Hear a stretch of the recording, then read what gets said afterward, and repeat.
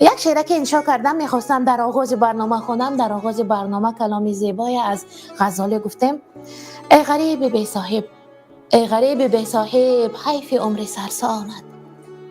گشته شهر بیگانه کوچه های ارمانت.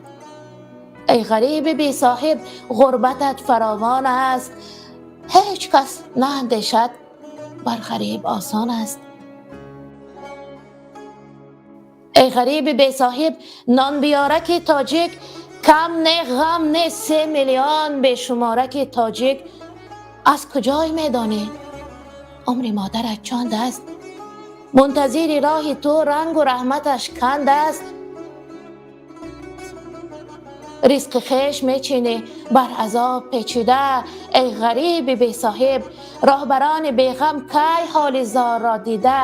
ای غریب بی صاحب، گنده دیر میمیرد. ای خدا ابال او پیش گنده را گیرد.